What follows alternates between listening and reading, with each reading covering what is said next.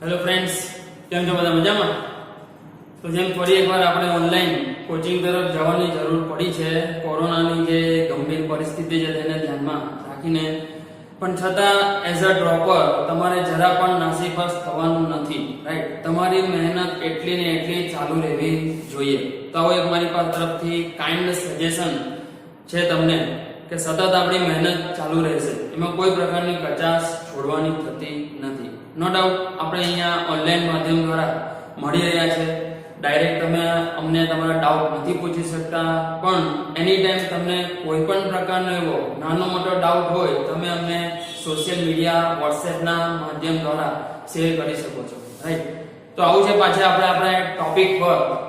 તો જે રીતે આપણે પ્રાણી પેશીઓ નામનું જે ચેપ્ટર નંબર 7 સ્ટાન્ડર્ડ 11 સ્ટડી કરી રહ્યા હતા, જેમાં આગળ એક પ્રાણીઓમાં જોવા મળતી તમામ પ્રકારની લાક્ષણિક પેશીનો અભ્યાસ કરી ગયા. અધિચ્છદીય પેશી, સંયોજક પેશી, સ્નાયુ પેશી અને ચેતાપેશી. અને ત્યારબાદ આગળ પ્રાણીઓમાં જે પ્રાયોગિક પ્રાણી તરીકે કોક્રોચ કે વંદો જે છે એનું બાહ્યાકાર વિદ્યા અને અંતસ્થ વિદ્યાનો અભ્યાસ આપણે સિલેબસમાં ઇન્ક્લુડેડ છે, આથી એને સ્ટડી કરવાનો થાય છે. જેમાં આઈ થિંક આપણે લાસ્ટ લેક્ચરમાં બાહ્યાકાર વિદ્યા કમ્પ્લીટ કરી લીધી છે કે એનો શીર્ષનો ભાગ, ઉરસનો ભાગ, ઉદરનો ભાગ.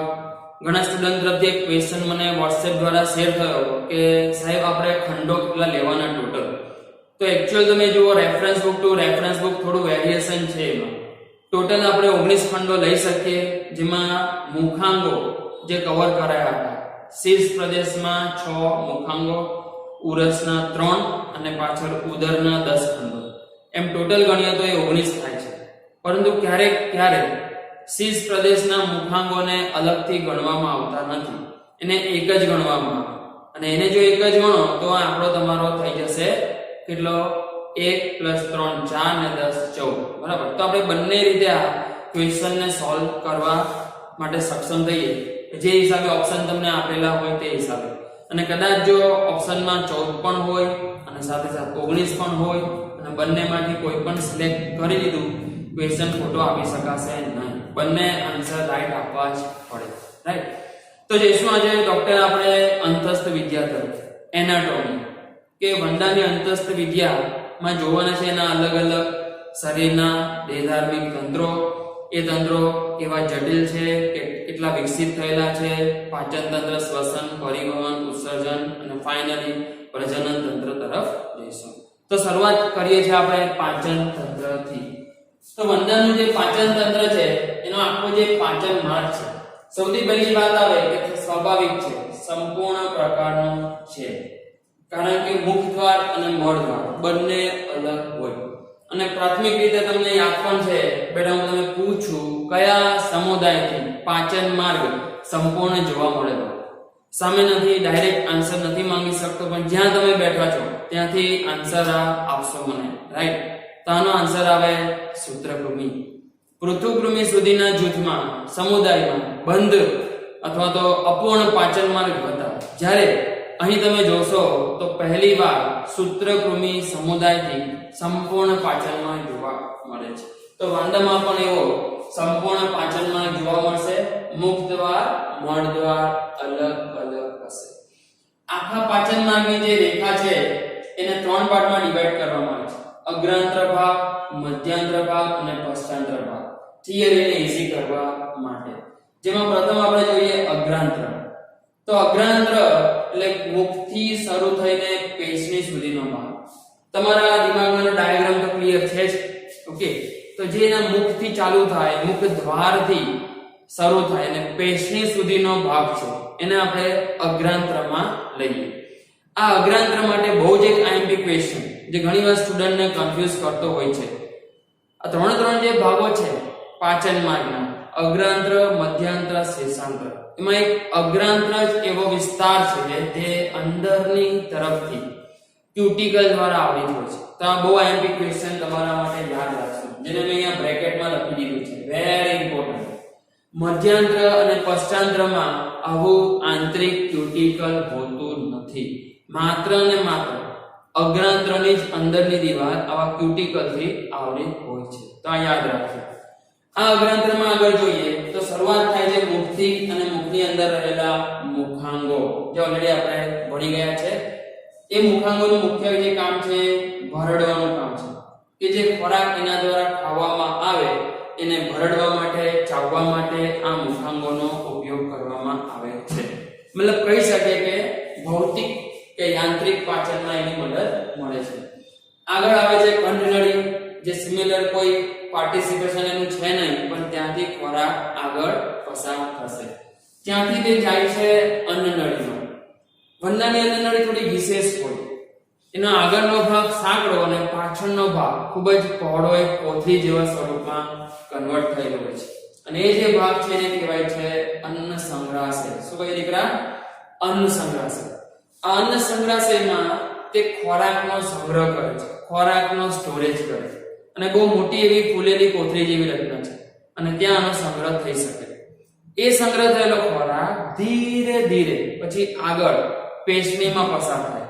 અને આ પેશણીનું વર્ક એક્ઝેક્ટલી જેવું પેશણીનું વર્ક અળસિયામાં તમે ભણેલા એવું જ છે. એ પણ અહીંયા યાંત્રિક પાચનમાં ફાળો આપે છે. ખોરાકને ચાવવાની, ભરડવાની ક્રિયામાં ફાળો આપે છે. તો એવી એક ખાસ પેશણી જે તમે જાણો છો બે પ્રકારની રચનાથી બનેલી છે. એની ફરતે તમે જુઓ તો લીસા સ્નાયુ નું સ્તર છે જે વર્તુળી સ્તર છે. કેવું? વર્તુળી. અને અંદરની તરફ 6 કાઇટિનના બનેલા દાંત જેવી રચના છે. તો અહીંયા બહુ સરસ રીતે કામ જે થશે કે એને જ્યારે વર્તુળી એવી અરેન્જમેન્ટ લઈ લો તમે આ લીસા સ્નાયુ, એની અંદર આવા વિશેષ પ્રકારના દાંત આવેલા હોય તો શું થશે? બહારની તરફથી એ લીસા સ્નાયુનો આ રીતે સંકોચન થાય અને એ હિસાબે આ કાઇટિનના જે દાંતો છે તે અંદરની તરફ મૂવમેન્ટ કરે. જેમ જેમ મૂવમેન્ટ થાય તો આગળથી આવતો ખોરાક હજુ થોડો સૂક્ષ્મ બારીક કણોમાં રૂપાંતર પામીને આગળ જાય. તો બહુ વિશેષ રીતે આ પેશણીને પણ આપણે યાંત્રિક પાચનમાં મદદ કરતી રચના તરીકે લેવાનું. ઓલરેડી આગળ આપણે જોઈ ગયા કે મુખાંગો પણ એ જ કામ કરે છે, પણ મુખાંગોની સાથોસાથ પેશણીનો પણ રોલ એ જ યાદ રાખીએ. ખોરાકને ચાવવો અને એનું યાંત્રિક પાચન પોસિબલ કરાવવું. તો અગેન એકવાર રિપીટ કરું છું, પેશણી જેને આપણે ગિઝાર્ડ પણ કહીએ છીએ, બહુ પોપ્યુલર શબ્દ છે, યાદ રાખી શકીએ. એ ગિઝાર્ડ બહારની બાજુએથી લીસા સ્નાયુઓ જે વર્તુળી ગોઠવણીમાં હોય છે તેનાથી બનેલ હોય છે અને તેની અંદર 6 કાઇટિનયુક્ત દાંત હોય અને કાઇટિનયુક્ત દાંત ખોરાકને ભરડવામાં મદદ કરતા હોય છે. તો આ એમપી વસ્તુ જે યાદ રાખી. હવે અગ્રાંત્રનો એન્ડ આવે છે, કારણ કે કીધું તમને પેશણી સુધી અગ્રાંત્રનો વિસ્તાર હોય. અગ્રાંત્ર બાદ મધ્યાંત્ર શરૂ થાય. પણ આ બંનેનું જે જોડાણ સ્થાન છે ત્યાં બહુ જ એક અગત્યની રચના આવેલી છે જેનું નામ છે હિપેટિક સીકે. શું કહેવાય? હિપેટિક સીકે. ગુજરાતીમાં કહીએ તો યકૃતીય અધ્યાંત્રો. યકૃતીય અધ્યાંત્રો. અને આ એવી રચના છે જે પોલી નળી જેવી બુઠ્ઠી નલિકા સ્વરૂપે હોય, જેને આપણે અંધ રચના કહીએ છીએ, જેનો બીજો છેડો દૂરસ્થ છેડો બંધ હોય. અને આ જે નલિકાઓ છે તેની અંદરથી ખાસ પ્રકારના પાચક રસોનો સ્ત્રાવ થતો હોય. કારણ કે આટલું જટિલ પાચનનું કામ કરવાનું હોય તો યાંત્રિક સાથે રાસાયણિક પાચન પણ બહુ જરૂરી છે. અને રાસાયણિક પાચન આવે એટલે સ્વાભાવિક પાચક રસ અને તેમાં રહેલા ઉત્સેચકોની હાજરી જોઈએ જ જોઈએ. તો એ પાચક રસનો ઉત્સેચકો સાથે સ્ત્રાવ કરવાની જવાબદારી કોની છે? હિપેટિક સીકેની છે અથવા યકૃતીય અધ્યાંત્રો. તો આપણે યાદ રાખીશું કે તેનો અસ્તિત્વ ક્યાં છે, તેની હાજરી ક્યાં છે. તો જ્યાં અગ્રાંત્ર અને મધ્યાંત્રનું જોડાણ સ્થાન આવેલું છે તે જગ્યાએ તે હાજર હોય છે. અને જેમ જાણો છો કે વંદો એક મિશ્રાહારી પ્રાણી છે, તે વેજ પણ ખાય અને નોનવેજ ઓબ્જેક્ટ પણ ખાય. તો બંનેમાં રહેલા એવા ઘટક જેવા કે કાર્બોદિત, પ્રોટીન, લિપિડ, આ તમામ જૈવિક ઘટકોના પાચનની પણ તેના પાચન માર્ગમાં જરૂર પડતી હોય. અને એ માટે તમામ પ્રકારના હાઇડ્રોલેઝ ઉત્સેચકો આ પાચક રસના ભાગ સ્વરૂપ હોય છે. તો આ થયું આપણું મધ્યાંત્ર સુધીની વાત. આ મધ્યાંત્ર પાછું જેવું પતે. મધ્યાંત્રમાં પાછી બહુ ખાસ વિભેદન હોતું નથી, તે સળંગ નલિકા સ્વરૂપે હોય અને સીધું પછી પશ્ચાંત્રમાં કનેક્ટ થઈ જાય. પણ પાછું જ્યારે હવે આ મધ્યાંત્ર અને પશ્ચાંત્ર એકબીજા સાથે જોડાય છે, ત્યાં જ્યાં આંતર જોડાણ હોય છે ત્યાં હજુ એક વિશેષ રચના આપણી પાસે હોય છે. નામ છે માલપીય નલિકા, જે તમને ખબર છે કે તેના ઉત્સર્જન અંગ તરીકે હોય, જેમાં લગભગ 100 થી 105 જેટલી એકદમ નાની દોરી જેવી રચનાઓ હોય છે, જેનું કામ જે ખુલ્લો પરિવહનનો ભાગ છે અથવા હિમોલિફ જે શરીરમાં પરિવહન પામી રહ્યું છે તેમાંથી ઉત્સર્ગ દ્રવ્યોનું શોષણ કરવાનું. યુરિક એસિડ જે વંદામાં બનતું ઉત્સર્ગ દ્રવ્ય છે તેનું શોષણ કરવાનું. મતલબ અહીંયા વાત એવી છે કે ઉત્સર્જન માર્ગ અલગ છે જ નહીં. વંદામાં અલગથી બેટા યાદ રાખવા પૂછે એવો એમસીક્યુ. વંદામાં ઉત્સર્જન માર્ગ અલગ છે જ નહીં. તે જે હિમોલિમ્ફા ઉત્સર્ગ દ્રવ્યો અલગ અંગોના કોષો દ્વારા રચાય, તેને સીધા જ એબ્સોર્બ કરે અને તેને પાચન માર્ગમાં ઠાલવી દે. અને આ પાચન માર્ગમાંથી જ્યારે અપાચિત ખોરાક મળ બહાર નીકળતો હોય તેની સાથે આ ઉત્સર્ગ દ્રવ્યો પણ શરીરમાંથી નિકાલ પામશે. અલગ ઉત્સર્જન રચના નથી. તો આ માલ્પીજન નલિકાઓ જે પણ અંધ કોથળી જેવી સ્વરૂપમાં છે, એનો પણ દૂરસ્થ છેડો ગોઠવો હોય છે, જે ખાસ આવું કામ કરશે અને આ ઉત્સર્ગ દ્રવ્યોને સીધા પશ્ચાંત્રમાં ઠાલવશે. નામ યાદ રાખીએ, માલ્પીજન નલિકા. ખબર હશે બેટા કોની પરથી અપાયું છે નામ? યસ, માર્સેલો માલ્પીગી, પ્રાણીઓની અંતઃસંરચનાના પિતા. યાદ છે ને? ઓકે. તો આ થયું પશ્ચાંત્ર સુધીની વાત. પશ્ચાંત્રનો પોતાનો વિસ્તાર જોઈએ તો મધ્યાંત્ર કરતા પશ્ચાંત્ર થોડી પહોળી નલિકા સ્વરૂપે હોય અને પહોળી નલિકાનું પાછું ફર્ધર વિભેદીકરણ 3 પાર્ટમાં કરી શકાય: શેષાંત્ર, કોલોન અને મળાશય. બરાબર? તો એમાંથી ધીરે ધીરે આ જે પાચિત થયેલો ખોરાક ગુજરતો જાય અને તેમાં ખાસ શેષાંત્રનો જે ભાગ છે, જેમ આપણામાં પણ એ જ મહત્વનો રોલ આપે છે અભિશોષણનો, તેમાં શેષાંત્રનો વિસ્તાર મહત્તમ રીતે ખોરાકમાં પાચિત દ્રવ્યોના અભિશોષણ માટેનો ફાળો આપે છે. ત્યાંથી પછી આગળ અપાચિત ખોરાક વધતો હોય છે, જે કોલોનમાં જાય. કોલોનમાં ગયા પછી મળાશયમાં જાય, જ્યાં સંગ્રહ પામે. અને જ્યારે આ મળાશય પૂરેપૂરું ભરાઈ જાય ત્યારે જેમ આપણે હ્યુમન બોડીમાં ભણ્યા છીએ મળ નિકાલની ઘટના, સેમ મેકેનિઝમથી વંદામાં પણ મળ નિકાલ મળ દ્વારા શરીરની બહાર નીકળતો હોય છે, ઠલવાતો હોય છે. તો એની સાથે આપણે અહીંયા વંદામાં પાચન તંત્રનો અભ્યાસ કરી ગયા છીએ. જઈએ બીજા અગત્યના ફિઝિયોલોજીકલ તંત્ર પર, દેહધાર્મિક તંત્ર પર, જે છે પરિવહન તંત્ર. અને એ યાદ આવે અને સાથે બંધો યાદ આવે એટલે ખુલ્લું પરિવહન યાદ આવી જ જાય. કારણ કે બે જેવા વિશેષ આપણે પ્રાણી સમુદાયો જોયા છે જેની પાસે ખુલ્લું પ્રકારનું પરિવહન તંત્ર હાજર. એક હતું આ સંધિપાટ, બીજું આવે એની પાસે રુદુખંડ. પણ બેટા બંનેમાં તો પણ એક માઇનોર ડિફરન્સ હતો. બોલો કે છે મને આવડવું જ જોઈએ, તમને તો આવડવું જ જોઈએ. યસ. તો જ્યારે બંધામાં ડિસ્કસ કરવામાં આવે છે આ પરિવહન સંપૂર્ણ ખુલ્લા પ્રકારનું કહેવામાં આવે છે, જ્યારે મૃદુકાયમાં બોલવામાં આવે છે અંશતઃ ખુલ્લો પ્રકારનો.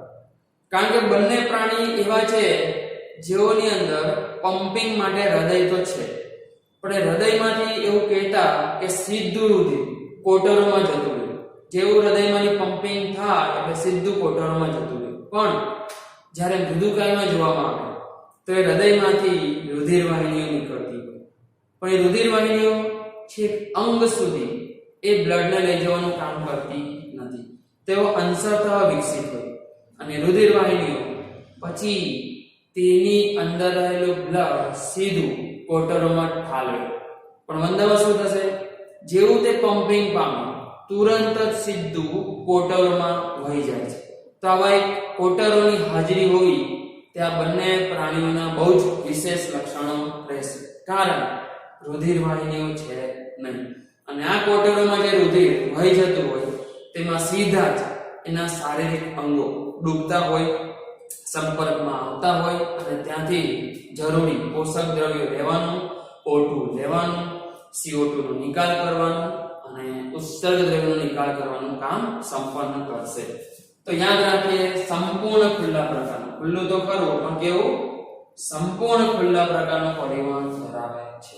અને એ પરિવહન હોય એટલે એમાં કોટરો આવેલા હોય. શરીરના આખા વિસ્તારને અનુરૂપ અલગ અલગ જગ્યાએ ચોક્કસ કોટરો હશે. એની અંદર પરિવહન પામી રહેલા રુધિરને આપણે હિમોલિમ્ફ કહીએ છીએ. રુધિર પ્લસ લિમ્ફ, કારણ કે પરિવહન તંત્ર છે નહીં એટલે રુધિર અને લસિકાનો માર્ગ અલગ અલગ નહીં હશે.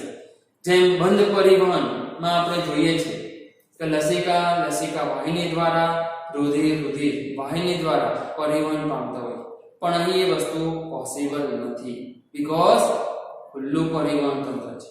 આથી આ બંનેનું જે કોમ્બિનેશન છે એને એક વિશેષ શબ્દ અપાય, કહેવાય છે હિમોલિમ્ફ. આ હિમોલિમ્ફનું બંધારણ ચેક કરતા ખબર પડી અંદર જે રુધિર રસ છે તે રંગહીન છે. જેમ આપણી અંદર તમે જાણો છો આપણા રુધિરનો લાલ રંગ છે, જવાબદાર એના માટે કોણ છે દીકરા? હિમોગ્લોબિન.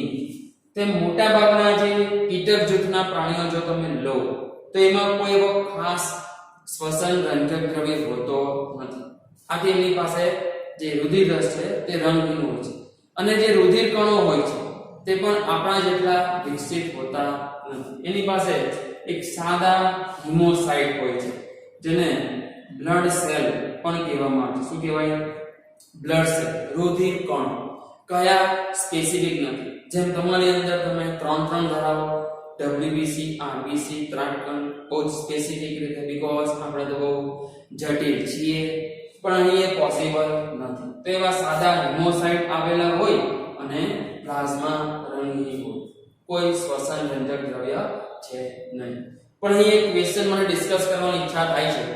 સંધિપાદનું આ પ્રાણી ભલે રહ્યું, પણ સંધિપાદનો જે વિશેષ જૂથ જો તમને યાદ આવતો હોય કે જેની અંદર એક બહુ વિશેષ શ્વસન રંજક દ્રવ્ય હોય છે. ચલો બોલો, જ્યાં બેઠા છો ત્યાંથી બોલો.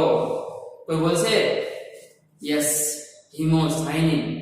બહુ જ વિશેષ અને કોપર ધરાવતો શ્વસન રંજક દ્રવ્ય, ખાસ કરીને સંધિપાદના સ્તર કવચી સંધિપાદ. યસ, કોનામાં? સ્તર કવચી સંધિપાદ. ઝીંગો, કેકડો, પ્રોન જે આવે લાઈક કરચલો વગેરે વગેરે. તો એ જે સંધિપાદના સ્તર કવચી પ્રાણીઓ છે તે બધામાં હિમોસાઇનિન એક વિશેષ રંજક દ્રવ્ય તરીકે હોય, પણ કીટક વર્ગમાં નથી, વંદામાં પણ નથી. હવે વાત આવે છે ઇમ્પોર્ટન્ટ પાર્ટ હૃદયની. હૃદય છે પમ્પિંગ સ્ટેશન તરીકે જ કામ કરે છે. બોલો, હૃદયને પમ્પિંગ સ્ટેશન કોણે કીધું છે? વિલિયમ હાર્વે, ફાધર ઓફ એન્જિયોલોજી, રુધિર પરિવહન તંત્રના પિતા વિલિયમ હાર્વે, જેણે કીધું છે. તો અહીંયા પણ હૃદયનું કામ એક છે, પમ્પિંગ સ્ટેશન જેવું છે, જેને એક સીધી નલિકામય સ્વરૂપ રચના ધરાવે છે. એનો એક એકમ આપણે જરા ડ્રો કરીને સમજવા પ્રયાસ કરીએ. આ રીતે એના એકમો આવેલા હતા અને લાઈનમાં એકબીજાની ઉપર આચ્છાદિત થઈને ગોઠવાયેલા હતા. સળંગ રચના તરીકે નલિકામય રચના જોઈ હતી. ડાયાગ્રામ તો યાદ હશે જ તમને. અને આવા ટોટલ 13 ખંડો એના પરિવહનમાં હાજર હતા. મતલબ કહેવાય કે હૃદય એક નલિકામય ખંડીય રચના છે જે કુલ 13 ખંડોની બનેલી. અને આ 13 ખંડો આ રીતે રેખીય ક્રમમાં ગોઠવાયેલા હોય અને બધાનું આંતરિક સંકલન હોય. પરિવહન સતત આગળની દિશા તરફ ધકેલા હોય. કહેવાય છે કે એનો જે ફ્લો છે તે આ રીતે હોય. બહારનો વિસ્તાર હિમોલિમ્ફ છે, એમાંથી બ્લડ આવે અને આગળની દિશા તરફ મહાધમની કાંડ જે આવેલો હોય એ મહાધમની કાંડ તરફ જાય અને ત્યાંથી પછી તે આજુબાજુના હિમોલિમ્ફમાં અથવા કોટરોમાં પ્રવાહ પામતું હોય છે, વહન પામતું હોય છે. બહુ જ વિશેષ રચના જે છે કે દરેક હૃદયનો જે આ ખંડ છે એની પાર્શ્વીય બાજુએ મુખિકાની રચના હોય છે. શું કહેવાય? મુખિકા, જેનું બીજું નામ છે ઓસ્ટિયા પણ કહેવાય. આ ઓસ્ટિયા જેવી રચના છે જેના દ્વારા રુધિર અંદર જઈ શકે, રુધિર અંદર પ્રવેશી શકે. કારણ કે આ મુખિકા ખુલે અને મુખિકા બંધ પણ થાય. જ્યારે તે ખુલશે ત્યારે રુધિર અંદર પ્રવેશી જાય આજુબાજુના કોટરોમાં, અને જ્યારે તે બંધ થશે એટલે હવે રુધિર આવતું બંધ થઈ જાય. પણ કોણ કે છે એને ખોલવાનું અને બંધ થવાનું? તમે કીધું? મેં પણ નથી કીધું. તો એના માટે બહુ જ વિશેષ સ્નાયુઓની રચના એની પાસે હોય છે, જેને કહેવાય છે પક્ષસમ સ્નાયુઓ. યાદ રાખીએ દીકરા, OMP. એ પક્ષસમ સ્નાયુઓ જે છે એનો એક છેડો શરીરની બહારની દિવાલ સાથે અને આ બાજુનો છેડો જે આ મુખિકા સાથે સંપર્કમાં. તો હવે થશે કેવું? સમજો આ રીતે સ્નાયુનો સ્તર છે. આ સ્નાયુ જ્યારે સંકોચાશે તો એ મુખિકાને બહારની તરફ ખેંચે એટલે મુખિકાનું છિદ્ર ખુલી જશે. અને જ્યારે આ પક્ષસમ સ્નાયુ વિસ્તરણ પામશે એટલે પાછું મુખિકાનું છિદ્ર બંધ થઈ જશે. આમ છિદ્ર ખોલવું અને બંધ થવું તેના આધારે રુધિરનો પ્રવેશ હૃદયના ખંડોમાં થાય અને પ્રવેશ પાછો બંધ પણ થઈ જાય. પણ એનો પૂરેપૂરો આધાર આ સ્નાયુઓ જે આવેલા છે તેના ઉપર હોય છે, જેને કહેવાય છે એલેરી સ્નાયુઓ. પણ શું કહેવાય બેટા? એલેરી સ્નાયુઓ. ગુજરાતીમાં કહીશું પક્ષસમ સ્નાયુ. ક્યાં આવેલા છે? આ મુખિકા અને શરીરની જે પાર્શ્વીય બહારની બાજુની દિવાલ છે તેની વચ્ચે આવેલા લીસા સ્નાયુઓના સ્તરો, જેને કહેવાય છે પક્ષસમ સ્નાયુ. અને એની ઘણી અગત્યની ભૂમિકા અહીંયા આપણે સ્વાભાવિક લઈ શકીએ. જો એ ન હોત તો આ પરિવહન જે હિસાબે આપણે ડિસ્કસ કર્યું છે એ હિસાબે કદાચ થયું હોત નહીં. તો આ થયેલું પરિવહન. ખાસ પોઈન્ટ રિવાઇઝ કરીશું.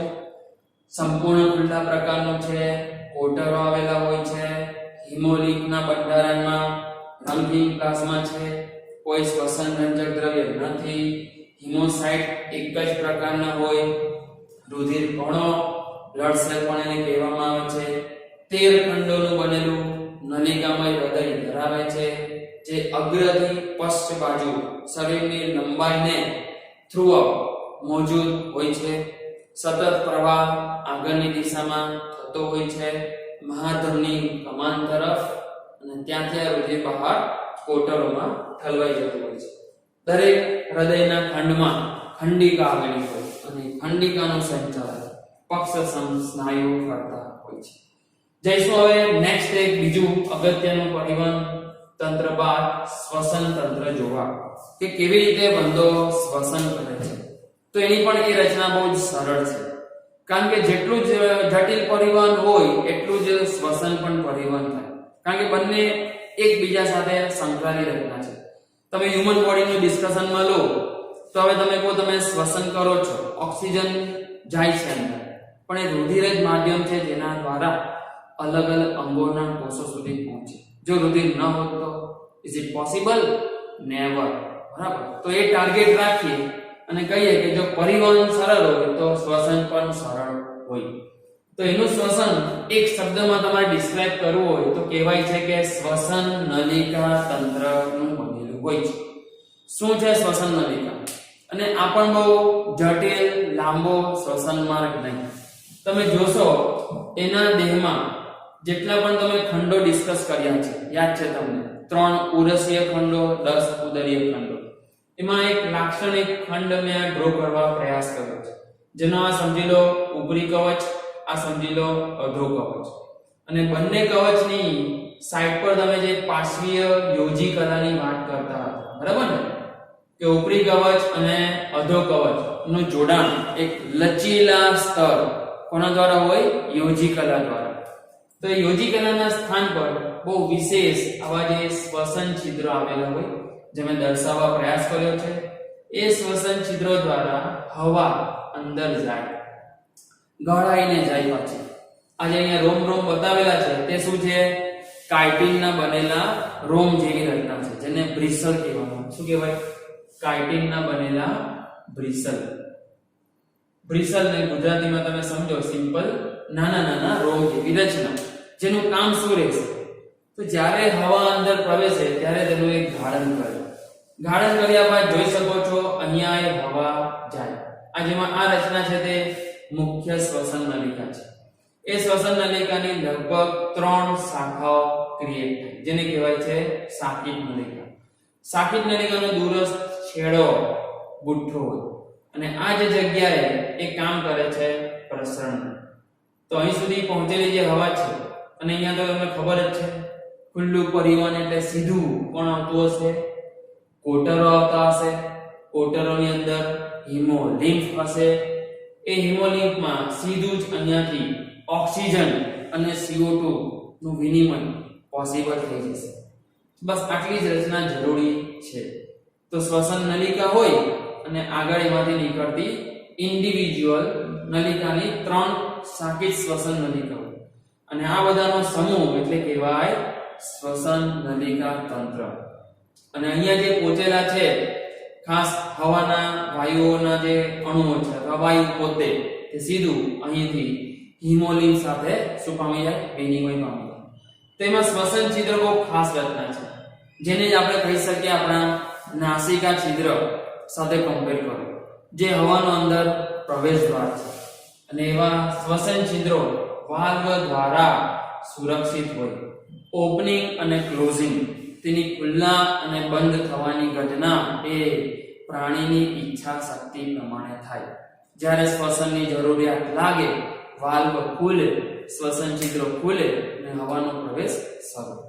આવા કુલ 10 જોડ શ્વસન છિદ્રો. વેરી આઈએમપી ક્વેશ્ચન બેટા, MCQ માટે યાદ રાખો. આવા જ ક્વેશ્ચન અંદરથી પૂછાયા કરતા હોય છે. ટોટલ 10 એવા શ્વસન છિદ્રો જોડી જોઈએ તો આ બાજુ હોય તેવો જ બીજી બાજુ પણ હશે, જેમાં ડાયાગ્રામમાં બતાવવા પ્રયાસ કરેલો છે. તો એવા જે કુલ 10 છે એ પૈકીના 2 ઉરસમાં છે અને 8 ઉદરમાં છે. યાદ રાખીશું, બરાબર? કુલ 10 જોડ શ્વસન છિદ્રો, જેમાંથી 2 જોડ ઉરસીય ગુહામાં છે અને 8 જોડ ઉદરીય ગુહામાં આવેલી હોય છે. તો આ થયું શ્વસન તંત્ર. નેક્સ્ટ જોઈશું ઉત્સર્જન તંત્ર, એક્સક્રેટરી સિસ્ટમ. એમાં પણ બહુ જ સરળ રચના, આગળ તો ડિસ્કશન આવી જ ગયું છે. માલપીય નલિકાઓ. માલપીય નલિકા એક્ઝેક્ટલી એની પોઝિશન ક્યાં હતી દીકરા? બોલો. યસ, પશ્ચાંત્ર અને જે મધ્યાંત્ર જંકશન છે, જોડાણ સ્થાન 120 150 જેટલી આવી અંદર નાની નાની રોમ જેવી રચનાઓ માલપીય નલિકાઓ કહેવાય છે, જે આજુબાજુના રુધિરમાંથી પ્રસરણ પામી રહેલા જે રુધિર છે હિમોલિમ્ફમાંથી સીધું જ શું શોષણ કરે? Uric acid. એ યુરિક એસિડ ને પછી એ સીધું ઠાલવી દે છે પાચન માર્ગ, અને જ્યારે મળ નીકળે એની સાથે યુરિક એસિડ નો પણ નિકાલ કરે, કારણ કે આ યુરિકોટેલિક પ્રકારના પ્રાણીઓ છે. હવે યુરિકોટેલિક વાત નીકળી તો સામે હોત તો એક બે ક્વેશ્ચન મેં સ્વાભાવિક છે પૂછ્યા હોત, પણ સામે નથી એટલે જવા દઉં છું. છતાં એક પૂછું છું, ખાલી તમે જ્યાં બેઠા છો ત્યાં મનોમંથન કરો. શું મને આ ક્વેશ્ચન આવડે છે? શું મારી તૈયારી એટલી સરસ છે? જો નહીં આવડતું હોય તો એકદમ પ્રામાણિકતાથી આપણી જે પેટર્ન છે એ પ્રમાણે 5 વાર લખી દેવાનું છે, બરાબર? એકદમ પ્રામાણિકતાથી દીકરા, જરા પણ છલ કપટ નહીં, બરાબર? તો મારે કેવું છે, યુરિક એસિડ પ્રાણીઓની ખાસિયત શું હોય? જેમ તમે ઉત્સર્જન તંત્રમાં ભણી ગયા છો અને આ બધા કોન્સેપ્ટ પણ આપણે ક્લિયર રાખવાના છે.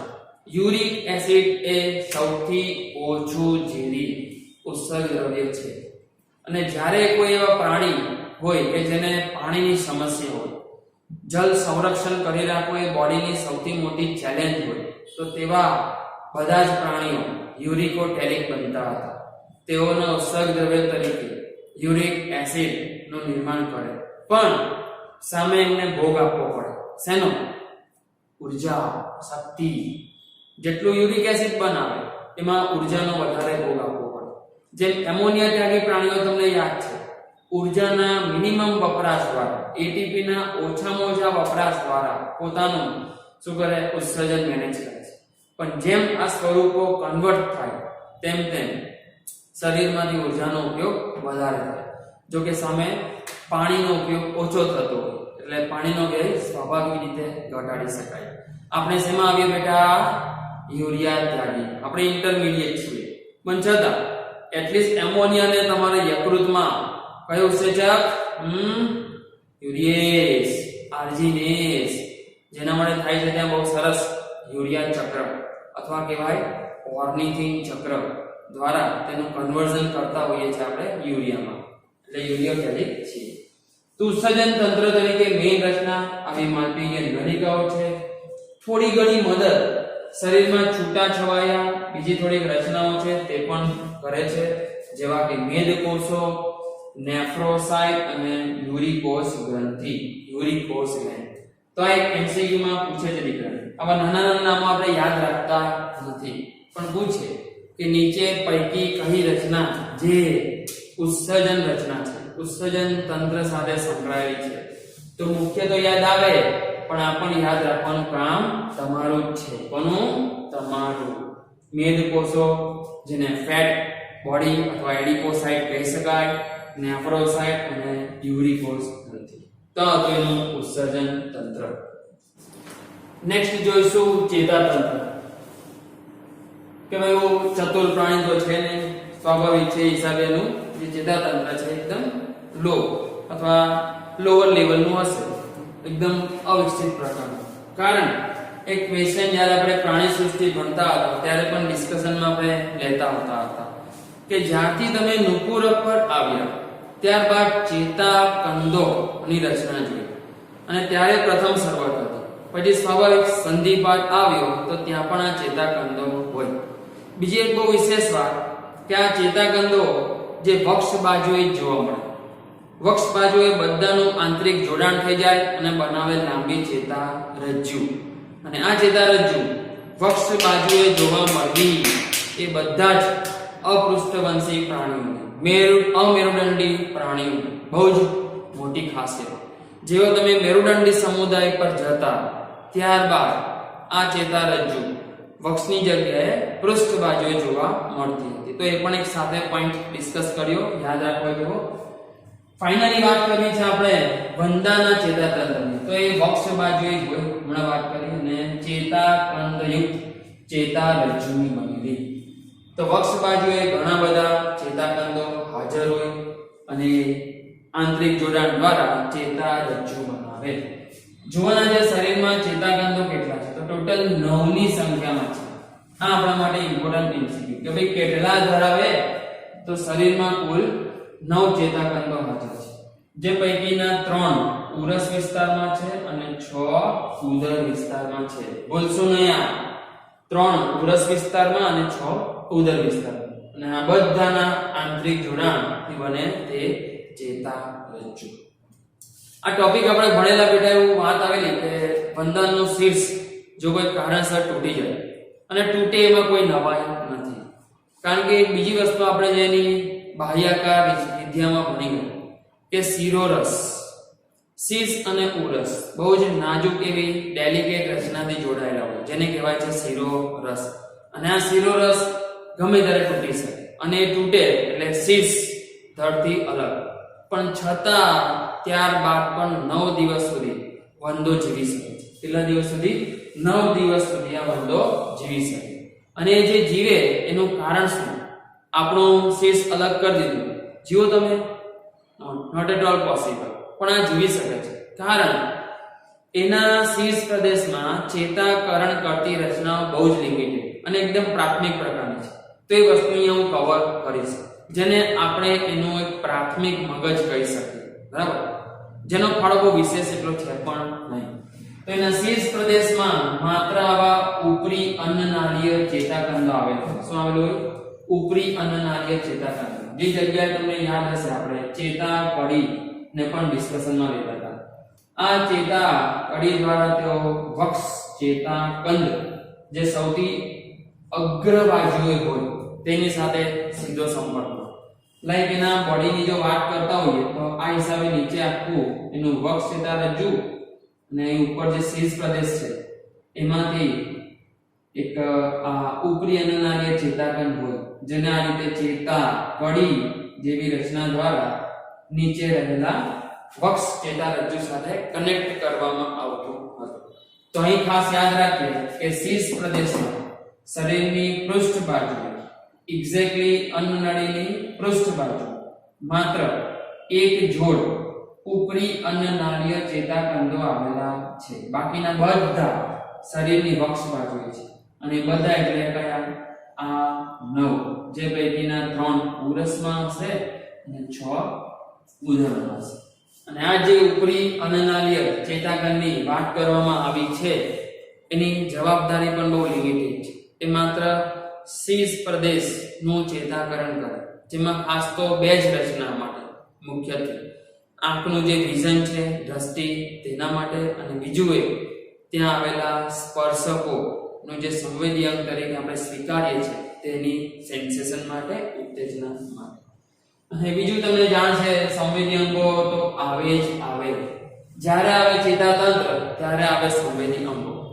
તો જ્યારે વંદામાં ડિસ્કશન લેવામાં આવે તો એવા કયા સંવેદી અંગો એના શીર્ષ પ્રદેશમાં કે આખી બોડીમાં ખાસ પ્રકારના છે એને અહીંયા જોઈશું. તો એમાં આવે છે એક જોડ સંયુક્ત આંખો. અને આમાં કઈ વધારે તમને કહેવાનું છે નહીં, તમે માસ્ટર છો જ. મોઝેઇક વિઝન, શું કહેતા હતા? મોઝેઇક વિઝન અથવા મોઝેઇક પ્રકારની દ્રષ્ટિ. કે બહુ જ ખાસ રીતે મોઝેઇક વિઝન ઘણા બધા કીટકો ધરાવતા હોય અને એમાં બંધો પણ છે. એનું લોજિક એવું છે કે એની જે આંખ છે ઘણા બધા નાના નાના એકમો, જેને નેત્રિકા કહેવાય છે, જેનો આંકડો બી કદાચ તમારી પાસે છે, 2000 ખંડોની બનેલી છે. અને દરેક ઇન્ડિવિડ્યુઅલ ખંડને નેત્રિકા કહેવાય. અને બહુ જ વિશેષ જે દ્રષ્ટાંત તમે લેવું હોય તો મક્ખી મૂવીમાં જોઈ જશે તમે બધાએ, બરાબર? એમાં ઘણી બધી નાની નાની નેત્રિકાઓ હોય અને દરેક નેત્રિકામાં એ જે ઓબ્જેક્ટ જોઈ રહેલું છે એની એક એક ઇમેજ રચાય.